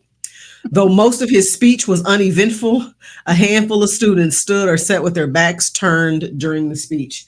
And I did a couple of snips, but you can see he looks a little different than the rest of the group. That's because he has his back turned. These two have their backs turned. And then this one right here stood up in protest with the back turned as well. So my question to you guys, and Sheer, this one is on you. What do you think was behind the decision to have Biden deliver the speech, and any particular thoughts on the speech itself? Stockholm Syndrome was the decision behind it. I don't have any thoughts whatsoever on the speech at all, but I got a problem with him being there. Overall, that's, out of all the people that Morehouse could have called to come give a commencement speech at an HBCU to Black students, you make the call to Joe Biden. This is why I say all the time, and y'all know I love my people, so don't take this the wrong way. It's in the perspective. Black people make me sick sometimes. They really do, man. Make me sick sometimes. How do you guys feel? And I'm asking you, Banath, and I'm asking you, Ayob, and I'm asking the Truth Be Told family.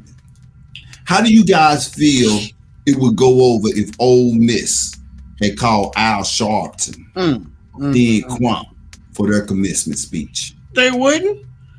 That would never happen. How do you think those students would have taken that there? They would have protested graduation and wouldn't have shown up. A lot of people probably would have lost their jobs. Am I correct? Man. Yeah, a lot. Oh, hell, a lot of people. Who in the world decided to call Al Sharpton or being crumped to Ole Miss to give a commencement speech. Not happening. And as both in the article it said, as Biden took the stage, the graduated students remained seated and silent. Even as older alumni nearby cheered. Y'all hear that? Mm-hmm. Yep. I had to pull that out of the article because that goes to show you the difference in generations here. Yep. Come on, bro. The older generation is an anomaly to me because y'all been through it. Y'all seen it. Y'all lived through it. But for some reason, the older people that I've talked to, and especially the older they are, they some kind of way still feel like a change is going to come. These youngsters, on the other hand, they could have did without that old white man being there. Yep. They could have done without him being there. And for the staff that actually said, yo, I think it's a good idea for us to call Joe Biden. Why? Somebody should have been in the room and asked why. Why Joe Biden? He can't even walk up a flight of stairs correctly. He's not even running his office correctly. What is it that Joe Biden can provide to these children that somebody other than him, somebody that look like them, somebody that can identify with these kids, that can do it? Young adults. Young adults, my bad. But yeah, I don't care what he had to say. I would have been one of them. Get your hand out my pocket. That'd have been me. And walked up out of there. Oh, man. Yeah, Miss Mono said they asked the president every year, and he just happened to say yes this year. I wonder why. Right. I wonder why. So they've been asking for the last 3 years. No, he always asks presidents. This is tragic, and the reason I say it, sure, you peeking in my notes, not literally, but the moving when we be doing our notes. So I wanted to highlight that out of the article as well. That top side generation, the older generation, the boule generation, it's crazy how they're the ones that's on those councils that voted for him to come. 50 to 38. You know, they're in the ages between 60, 55 and up, 55 and 80. That generation, 60 and 80. For some reason, like you said, they've been through it, but it's like they don't, I don't know, Stockholm syndrome. But this is in the election year, and that is the reason he said yes, I'll be there. But the real reason why they turned their back and some walked out in protest, because guess what, y'all? You're at a prominent all-male HBCU with some of the most richest so-called African-American history in the world, Atlanta. Your speech was about Gaza. Gaza. The whole speech. The whole speech was about Gaza. Not the city we love, but Gaza. I'm doing like Allen Iverson in practice. Not the HBCU we love, but Gaza. You made a speech about Gaza, yo.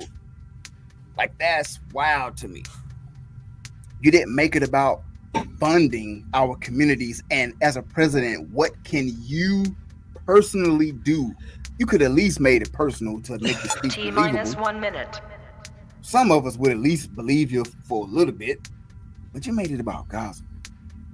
So for a man that is 312 years old, 50 seconds, and that has been on record saying, if you don't vote for me, you ain't black, you would think by now that he would truly have understood how to relate. 40 seconds.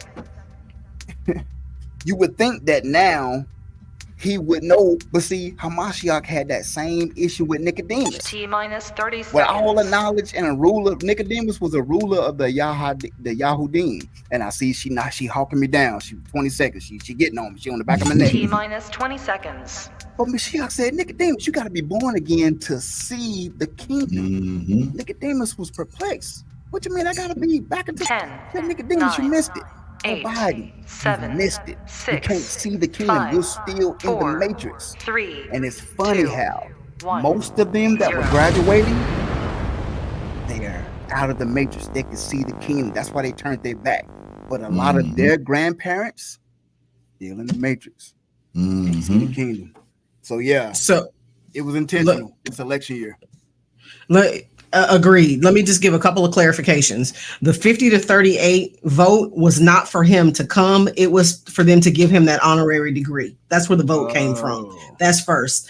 Second, he did kind of talk about things outside of Gaza. Really, it was more so what his administration has done in terms of HBCUs. But the reason Gaza came up is because there were so many students that provided feedback prior to his arrival that had specific concerns about Gaza. They were saying they didn't want to hear from him because of what was going on in Gaza and what he was allowing. So he had to, I'm not sure what his speech was initially going to be, but that was one of the things that he had to speak on. They forced his hand to have that, those particular points in there. And then, like you said, Ayo, because it's an election year, I'm under the guise that it wasn't so much this year that they asked the president, which they probably were going to ask anyway. They probably didn't even have to ask. He probably requested.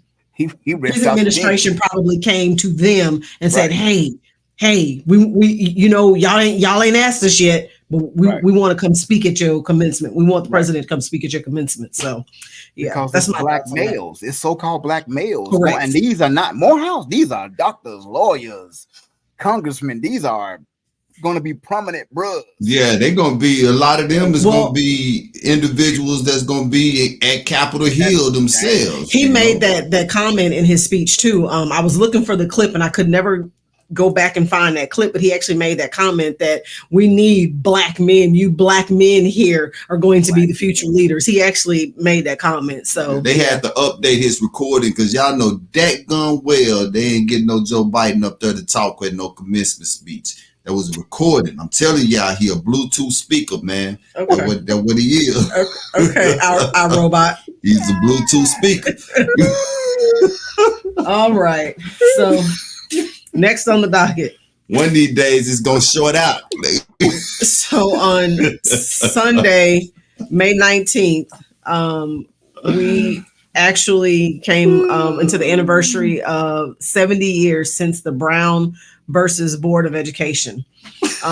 So massive, often violent white resistance to desegregation delayed enforcement of the 1954 Brown ruling across much of the South.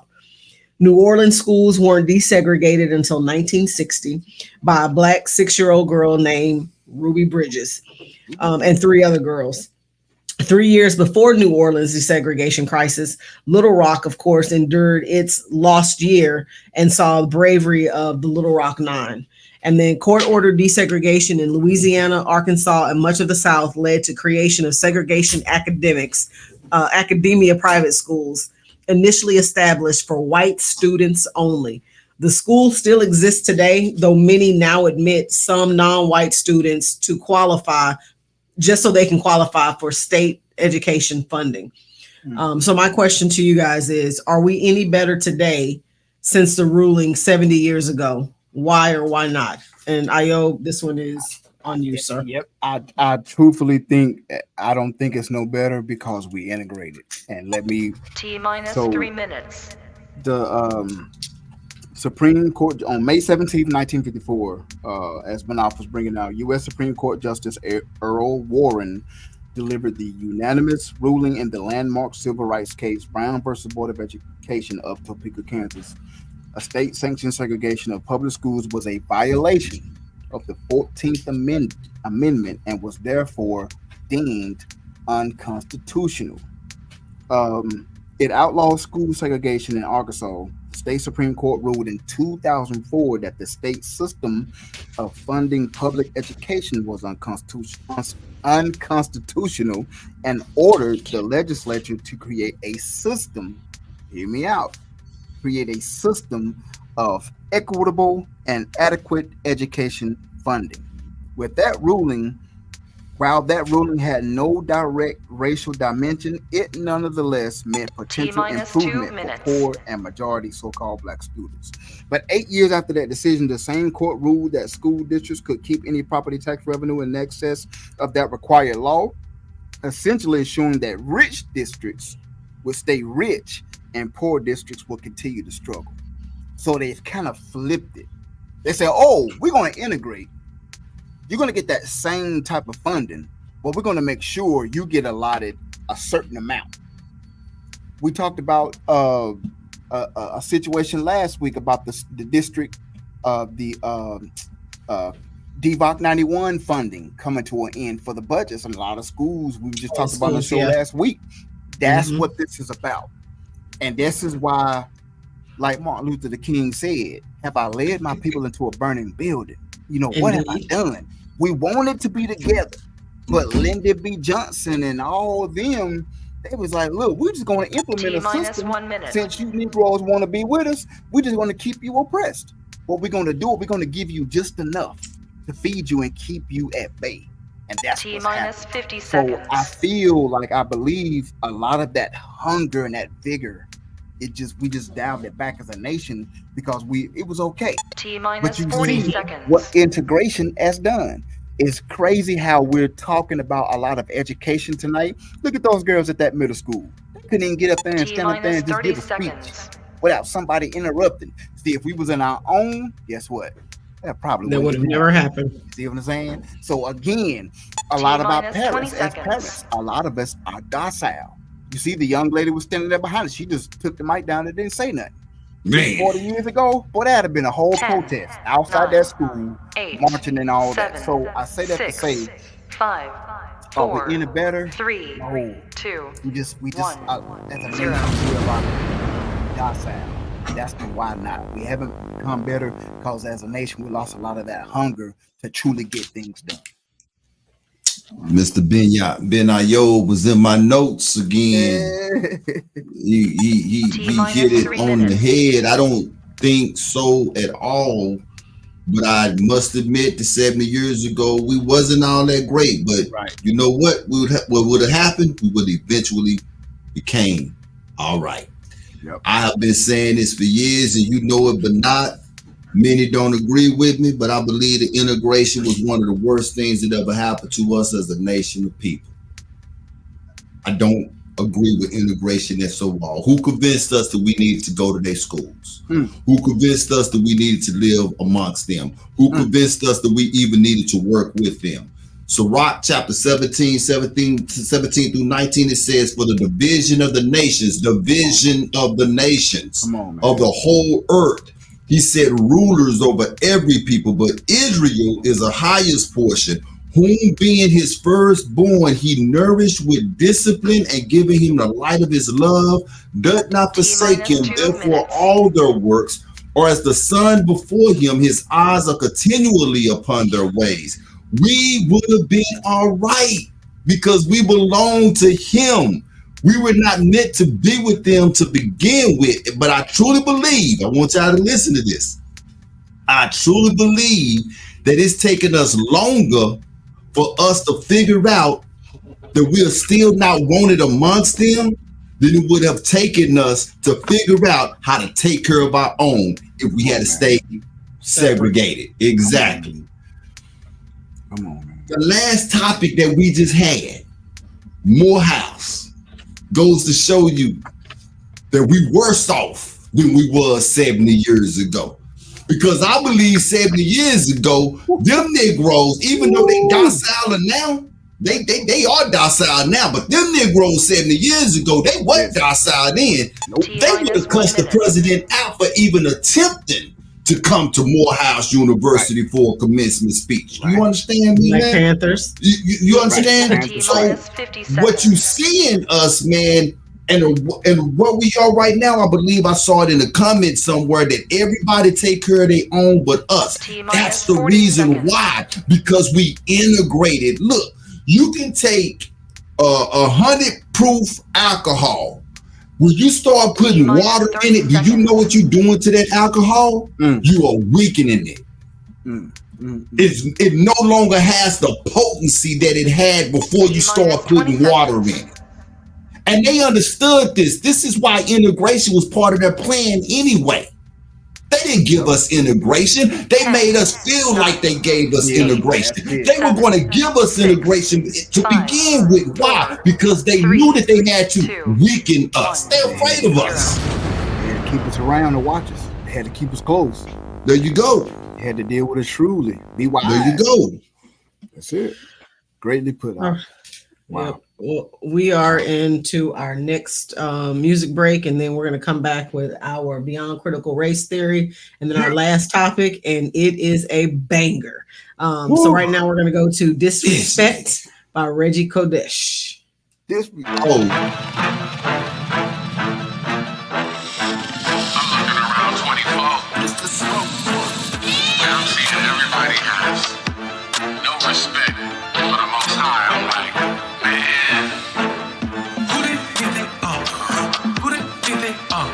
Who did they up? This was respecting my yacht. Who did they up? Who did they up? Who did they up? This was respecting my yacht. They're crazy. Whole world fit it, one fit it. I'm thinking, just maybe, one of these days they get it. But how it's looking, I don't really know, no. Brother hate brother love is so cold. The end is running big ass shows, but they busy looking pretty for their iPhones. These demons, they scheming, and everybody falling for the trap. They thinking, conceited, reject that truth to keep it from the fact. The intention with the pleasure, so you walk and stand. Corruption in your body, so they see it in. But they going against y'all, so they never win. But you end up just like them if you don't repent. Who did they up? Who did they up? Who did they up? This one speaking my yacht. Who did they up? Who did they up? Who did they up? This one speaking my yacht. Try me, crack it open, get provoked, don't need joking, everything on lock. So the end is season in, so know this, everything out here gon' pop. Till the day when he pulling up on sinners. If you're found with him, you gon' end up foul dinner. Changing up the sand, sending a chicken dinner. Following the way, how you really be a winner. Pat on overload, nobody walking in meekness. Riches on their mind, but sell themselves for the cheapest. Truth they will deny, so lies they will deceive it. They're throwing demon time, but the time it is depleted. Hope they see repentance for it, and they catch up with them. Rolling with the wicked like a fire you can live in. I'm trying to bring it down, and I really hope you listen. So the world will see that the Father stand on business. Hallelujah. Man, I hope y'all take heed. This world is crazy, Babylon is falling. You better get right or get left. Who did? Disrespecting my yacht. Who did? Disrespecting my yacht.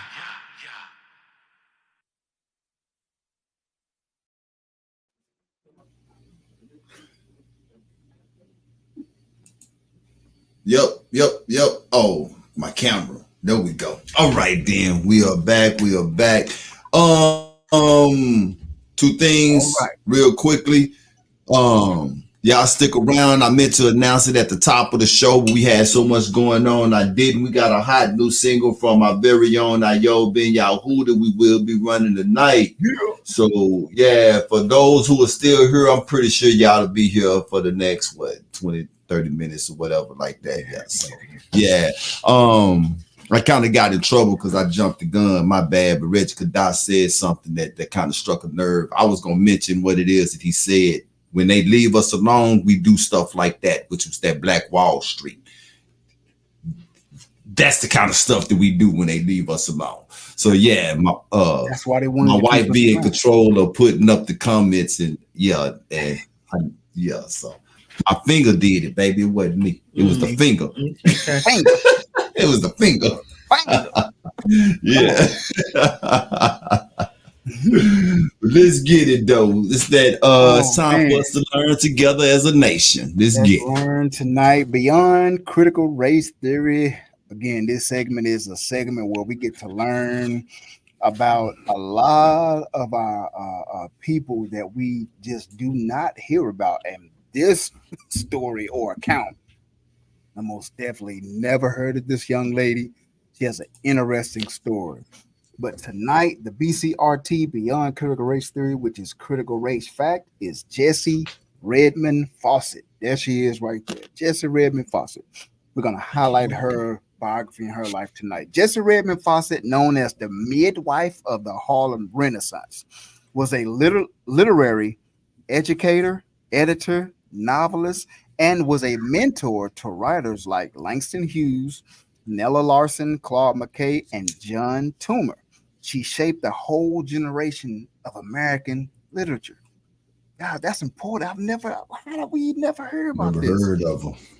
Fawcett was born in Fredericksville, Camden County, New Jersey on April 27th, 1882, to Redmond and Annie Seaman Fawcett. She was the seventh addition to an already large family. At a very early age, Fawcett lost her mother and was raised by her father, a prosperous Presbyterian minister. Fawcett's father made sure his daughter had a well-rounded childhood and education. You would think about that. You never hear about our fathers, but anyway, let's keep going. In 1900, Jessie Fawcett graduated with honors from the renowned Philadelphia, Pennsylvania High School for Girls and was the only African American in her graduating class. Following her graduation, Fawcett received a scholarship to attend Cornell University, which is Ivy League, in New York. And in 1905, now get this, listen to the time frame we're in. 1905 made history by becoming the first so-called Black woman accepted into the university chapter of the Phi Beta Kappa, a prestigious academic honor society. Fawcett graduated with a Bachelor of the Arts in Classical Languages from Cornell University in 1909. 20 years later, she received a Master of Arts degree in French from the University of Pennsylvania. In 1905, Fawcett moved to Baltimore, Maryland to teach. The following year, she relocated to Washington, D.C. and began teaching French and Latin for several years at Dunbar High School. She resigned in 1919 and moved to New York City to become the literary editor for The Crisis, the journal of the National Association for the Advancement of Colored People, NAACP. In her post, Fawcett played a pivotal role in introducing the works of then unknown so-called Black writers such as Jean Toomer, Claude McKay, Count T. Cullen, and Langston Hughes to the magazine's national audience. So she the one that put them on. Fawcett was an essayist, novelist, and poet as well. Her published works include There Is Confusion, 1924, Plum Bun in 1928, and The Chanaberry Tree, 1931, and Comedy, American Style in 1933. All of these writings focus on African American culture and economic struggles during that period. Although Fawcett brought the work of younger artists to the public's attention during the Harlem Renaissance, she holds the distinction of being the most published novelist of that era. Jessie Fawcett left the Crisis magazine in 1926 and returned to the classroom. She taught at DeWitt Clinton High School in New York until her retirement in 1944. Fawcett married Hubert Harris, an insurance broker, in 1929 when she was 47. They remained married until his death in 1958. On April 30th, 1961, Jessie Redmond Fawcett died in Philadelphia, Pennsylvania. Wow. Man, Jessie Redmond Fawcett, what a great life. Like, really? Man, I mean, to be African American literature, to put the likes of those poets that I used to read, I never knew. Right. She was the one that birthed them right. and brought them into the light. What you guys think about that? Jessie Redmond That's Fawcett. Awesome. Man. That awesome. That time period. That's one of my favorite time periods. Yeah, that time period. I mean, from slavery ended 1863 to 1868. They kind of, different states had to. So from 1870 through the 1910s and 1920s, you want to talk about tough for us to do anything? Right. That's why, I've mentioned it on the show a few times. My wife's grandfather was born in 1900, and he was a prosperous dude, man. In a little town down here in Texas where you from, man, his name still reigns big. That family name that he established all the way back then, and we were sitting up talking, just the other day, and I thought, because I'm always thinking about the dude. Never met him. He was already, gone when we got married. But for some reason, I think about him, I guess, because he was born in 1900, right? It's like, this just blows my mind. Right. And I was like, that means that his parents was probably slaves. Right. Or his grandparents. Right. You get what I'm saying? His grandparents, I mean, sure. you know what I'm saying? It's like, it's like crazy to think. My granddaddy, as a matter of fact, the Bible, he was born in 1880 something, Hundo. My granddaddy, and I did meet him. I met that dude, man. He was born in 18 something, man. And it just blows my mind that goes to show we are not that far removed. Right. We are not that far removed. Could you imagine the things like your grandfather, Hondo grandfather, Banaf's can you imagine what they seen? I can't. The strength to endure after what they seen. And the way Banat talk about her grandfather, he was a man of little words, but when he spoke, people listen. Listen, absolutely. I was just talking to our middle son the other day about my grandfather. I don't even remember how we got on the subject, but one of the things that I told him was my grandfather was old when I got here. He was 76, and I got to spend a good number of years with him, learning from him. But he was a very, very quiet person. But I recognized the respect he commanded when he walked into a room. Certain places we would go in the little bitty town that he was from, and even the bigger towns that were surrounding it, people knew who he was, and he commanded respect from all walks of life, white people alike. There were not many people who did not in that era who did not know who my grandfather was. I seen it for myself when his wife was still alive. I did get to meet Miss Irma, sweetheart. We go down there. We go down there to where. Really? Okay. We go down there to where they were from and say, don't you know them white people? Man, the town is little. Understand, the smallest town that you could think of down there where you was at. Oakhurst is probably smaller than that, but it's a community. Them white people took care of Miss Irma. Do you understand me, man? Because of who my grandfather Mr. George. Yep. Wow. You know what I'm saying? Yeah, they would come through there and make sure Miss Irma was all right, and would nobody finna go mess with Miss Irma because of the legacy that Mr. George had left down there in that little bitty town. Yeah. We're talking about a black man that came up in that era. Think about it, man. Something to think about. Let that sizzle in your ruach for exactly. Facts. Gracious. Wow, that's awesome.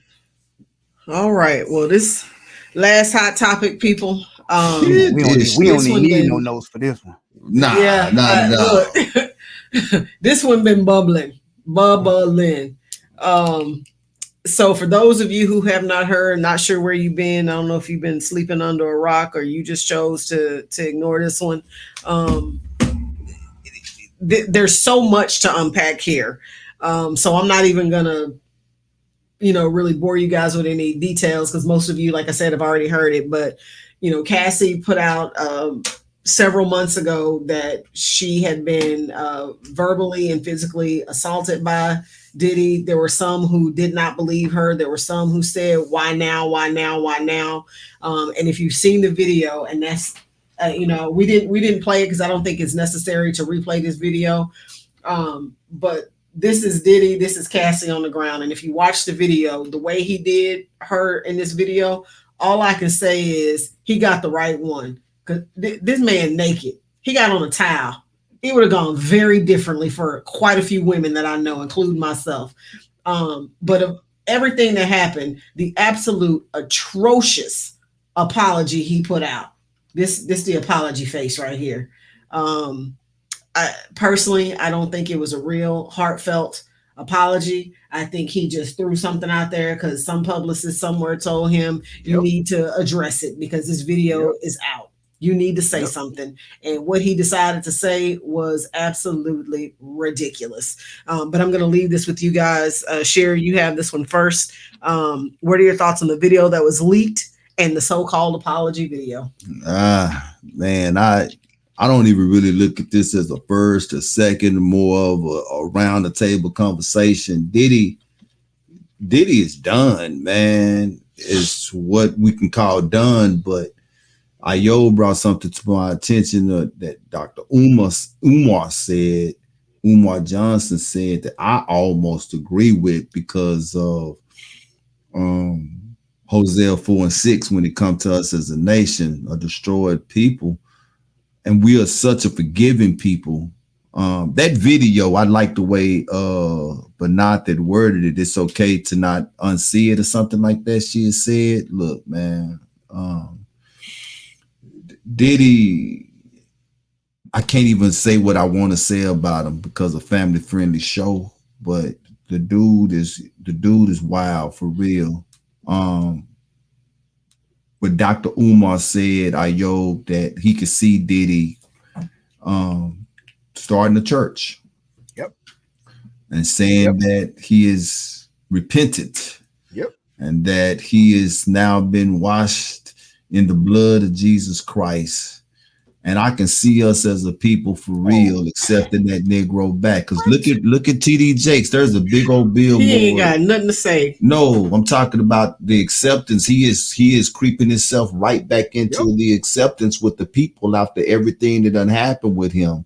People are starting to forget. Allow him back in. Exactly, to allow him back in. And I can see the exact same thing going on with this dude right here. Yep. He didn't apologize, man. He's sorry he got caught. One of y'all tell me y'all think that Negro apologized. Man, he's sorry he got caught. That's exactly what it is. That's all. That's exactly it. Because he paid millions to keep that out. Yeah, he did. And that's why that's what that face was. Right. Man. Who leaked it? Who leaked it? Right. That when the feds raided the house that day, it's more. It's more. And coming, we start digging every Wednesday night, y'all. Soon as the show was over, we start digging, y'all. And I heard this dude done slapped his mom. He put hands on his mom. Right, Miss Mono, that was a statement. Not an apology. Yep. That's exactly what it was. If he done put his hands on his mom in front of people, then there is no telling what kind of footage this dude is on out here that people got hidden. I mean, from Shine, G-Dep, all from Biggie, all of the bad boy artists. And I ran in some of that circle of friends that knew him. And to this day, man, what happened to me in 2007, part of my testimony, when the Most High yanked me out of the secular music business, I'm so glad. Like, y'all, it's the stuff like this that you think back. And this is what part of the testimony in the Everlasting Love song. When you think back, you look at stuff like this, and you be like, man, before I came to the truth that, man, I was a part of the secular industry. It's the more scene we watch, that's all is happening.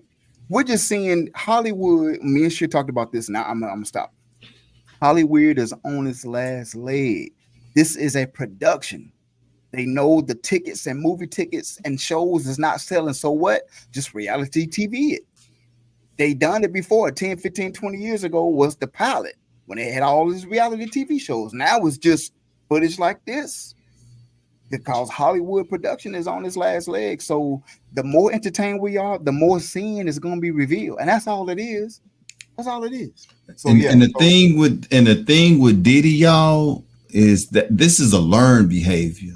Right. Me and Safa was talking about this. I know y'all don't remember him, but he used to be on the show back in the day.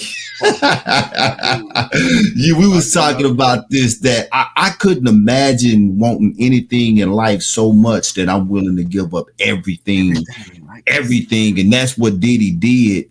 Everything that you see in Diddy do, every piece of literature that you read and every indictment that he has done to somebody, Diddy learned that from the one and only Clive Davis. There you go. Ain't nobody mentioning Clive's name. Nobody mentioned. Why is that? Why? Clive killed Whitney Houston the night of the dadgum awards. Yep. Ain't nobody mentioning Clive Davis. So you also, and I'm not giving no excuses on Diddy whatsoever, okay? None. I'm not giving Diddy a pass on nothing.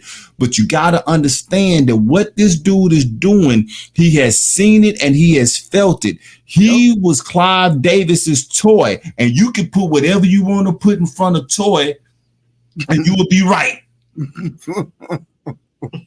You can put whatever you want to put in front of toy, and you will be right. So what we seeing is a damaged good dude, and all he's doing is he's expressing all of his damage on people that is around him. Come on, say it again. That's all he's doing. That's all he's doing. That's all he's doing. And yeah, he's a soulless individual. He is still. He is reveling or waddling in the muck and the miry clay. Yep. The prodigal son just don't even know who he is. Yep. Just waddling around in it. Yep. And that's what we was once, not as maybe as deep and as bad as it, and so maybe some of us was. Oh, and maybe, like I said, we may have known some people that was like in that exact circle. We may have been friends or acquaintances with them, but somehow the Most High has us on the Truth Be Told Flex podcast on a Wednesday. Like, think about that, man. Like, look at this dude's life now, how it's unraveled. And it's like Shir just said, it ain't nothing new. It's just all coming out of the traumas that he's always learned from someone and always had. So the grace and mercy for not letting our stuff that we've done come out, like, man, it's like, bruh. I heard somewhere or read somewhere that his former security guards were saying that they were in situations where they had to pull him off of Cassie because he has a God complex, and it wasn't just Cassie. There were other people that they had to intervene and try and pull him off or calm him down in certain situations. You know who I want to hear from? Where is Farnsworth Bentley? He is white. If they find Farnsworth Bentley, boy, woo! I don't care what kind of NDA he signed. If they can find him and get him to talk, man, look at here. He not only going under the jail where R. Kelly is. He's not gonna be in jail with R. Kelly. He's gonna be under the one R. Kelly is in. I think a lot of them cats are agents, though, man. Yeah. So I mean, you gotta look, man. From my understanding, 50 leaked the tape. Right. Yeah. You gotta. I mean, so you gotta ask yourself the question: for what reason? I think all of these people are in a state of until it's sanctioned, they are untouchable. Until it is sanctioned, and then it's not sanctioned until they step out of the way. Now, what Jamil the trunk rattler is saying right now, y'all read that. Put that back up there. Yeah, that's the facts. He's the fall guy. He is the fall guy. The same way R. Kelly was when Harvey Weinstein was going through what he was going through. He's the fall guy. He is the fall guy. You ain't gonna never hear, but see, Clive got way more clout than Harvey got. Yeah. Clive been doing what he doing for a long time, man. Clive got loan money. Clive got loan money. Loan money. Barry, what's his name? Barry, what's Stevie? What's his name back in Motown? Barry Gordy too. Barry Gordy money so long he done convinced the world of Stevie blind. Y'all listen to me. You know what? We're not doing this with you tonight. That's Stevie, if you're watching, we love you. We're not doing this with you tonight, Sheer. If you're watching, we love you. You either Ben Io. You know he watching. You know he watching. He probably at the game tonight, front court. On the court. I'm gonna turn both of y'all mics off. Stop it. I'm gonna mute both of y'all. Yes, indeed. Oh boy. How you get it? Oh man, he's rocking back and forth. I'm finna mute y'all the way that lady should have muted that lady in that Zoom call. Right. Oh my God. It's been a great show. We love y'all. We got a banging new single. Man. Yo, All I can say is that R&B is still alive. Indeed, it is. All I can say is R&B is still alive. Oh, praises, man. This is the new one by. Wait a minute. Be quiet. Ayo, introduce your new single, like Man, this is a new, fresh off the press, new single from yours truly, Ayo Yahoo and the Black Canvas Music family. Praise and worship, a true worship song. Just speaking about the everlasting love of the Most High again, like we just saying, He pulled you up out of the muck and miry clay, and that alone, times He didn't give us what we deserve. Could have destroyed us a long time ago, but He allowed us to come into His marvelous light, and that is everlasting love. So that is everlasting love. That's it, everlasting love. All praises to the Most High. Y'all enjoy. We thank you, Reggie Kadash, as well for that new single of Disrespect. We're going to keep it moving. And next week, you never know who's going to stop through the Truth Be Told Flex podcast. How we say it? Twice out. Bam. Abba, I will love and exalt you forever. Your love is so amazing. Check this out. Feel like 70 degrees on my skin. Perfect. So perfect. I rejoice in your majesty. I honor you, my king. My king, my king. I keep your laws and statutes all my days.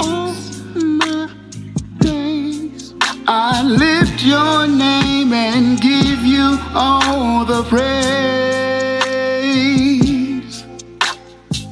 You give me abundant life to breathe again. Still waters by the tree of life. Peace within. I seek your face as I search for you to breathe.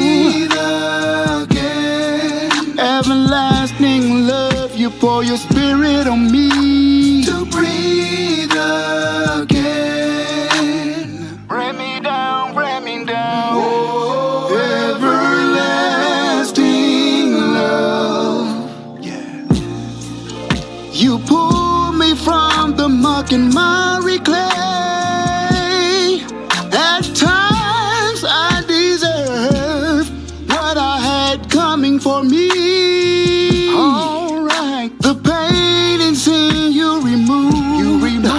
My healing you renew. Yes, you did. I'm so thankful you took the darkness out of my life.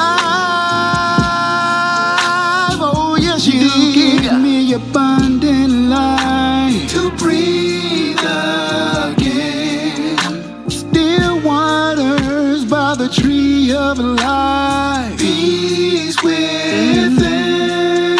I seek your face as I search for you to breathe again. Everlasting love, you pour your spirit on me to breathe again. Oh, everlasting love. Bring me down, bring me down. Oh, everlasting love. I think you heard me. Oh, everlasting love. Bring me down, bring me down. Oh, everlasting love. Fellas, let me sing it one more time. Oh, everlasting love.